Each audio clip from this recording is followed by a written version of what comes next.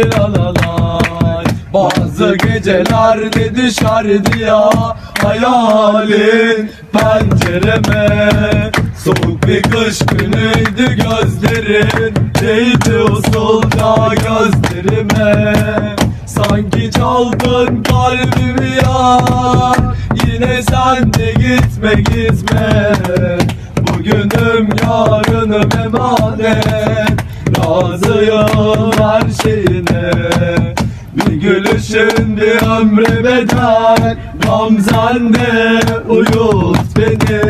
Saçlarımdan nehirler akar, sarındır üzüllerimi.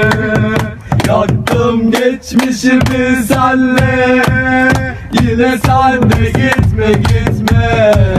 Bugünüm yarınım emanet, razıyım her şeyine. Bazı gecelerde düşerdi ya hayalin pencereme. Soğuk bir kış günüydü, gözlerin değdi usulca gözlerime. Sanki çaldın kalbimi ya, yine sen de gitme gitme. Bugünüm yarınım emanet, razıyım her şeyine. Bir gülüşün bir ömre bedel, gamzende uyut beni. Saçlarımdan nehirler akar, sarındır üzüllerimi. Yaktım geçmişimi senle, yine sen de gitme gitme. Bugünüm yarınım emanet, razıyım her şeyine. Bazı gecelerde düşerdi ya hayalin pencereme. Soğuk bir kış günüydü, gözlerin değdi usulca gözlerime.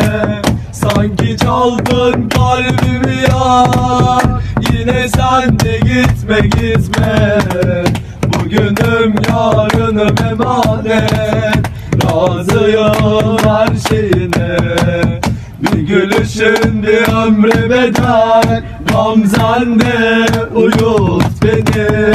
Saçlarımdan nehirler akar, sarındır üzüllerimi.